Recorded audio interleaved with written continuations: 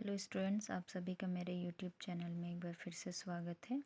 मैं आज इस वीडियो में आप लोग को ये बताने वाली हूँ कि रिम्स रांची में एक रिक्रूटमेंट आया हुआ है, that is project technical support. So ये क्या होता है, कब आया है? जैसा कि आप लोग देख रहे हैं, ये रिम्स के ऑफिशियल वेबसाइट पे नोटिफिकेशंस आया हुआ है। ये एक प्रोजेक्ट है, प्रोजेक्ट का नाम है स्टडी ऑफ, जैसा कि आप लोग देख रहे हैं,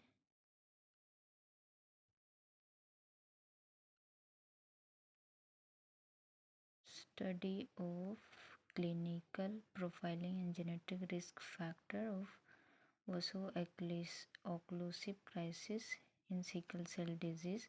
ये एक प्रोजेक्ट है जिसके इन्वेस्टिगेटर हैं डॉक्टर अनुपा प्रसाद। इसमें मेनली ये ICMR फंडेड प्रोजेक्ट है और इन प्रोजेक्ट में टेक्निकल सपोर्ट की ज़रूरत होती है और इस टेक्निकल सपोर्ट के लिए रिक्रूटमेंट आता है, जो कि ये आया हुआ है। इसका जो लास्ट डेट है एप्लीकेशन का, वो जैसा कि आप लोग देख रहे हैं यहाँ पे 4/4/2024 तक ये ईमेल के थ्रू जो भी आपका एप्लीकेशन है वो भेजा जाना चाहिए।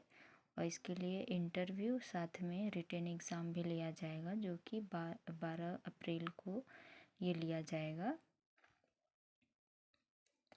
जो प्रोजेक्ट टेक्निकल सपोर्ट 3 के लिए जो एलिजिबिलिटी क्राइटेरिया है वो ये है कि आपका कम से कम 3 इयर्स का ग्रेजुएशन होना चाहिए इन साइंस। उसके साथ साथ अगर 3 इयर्स का आपके पास एक्सपीरियंस होना चाहिए इन डायग्नोस्टिक या फिर रिसर्च लेबोरेटरी, या फिर आप किसी लैब में काम किए हुए हों 3 साल के लिए, या फिर किसी रिसर्च लैब में काम किया हो। मेनली प्रेफरेबल है मॉलिकुलर बायोलॉजी लैब एक्सपीरियंस।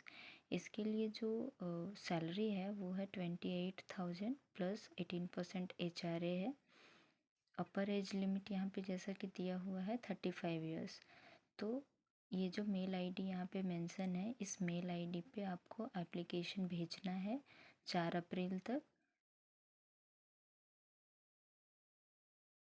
इस एप्लीकेशन के साथ साथ आपका CV भी उसमें इंक्लूड होना चाहिए और CV के साथ साथ डिग्री सर्टिफिकेट्स भी होना चाहिए।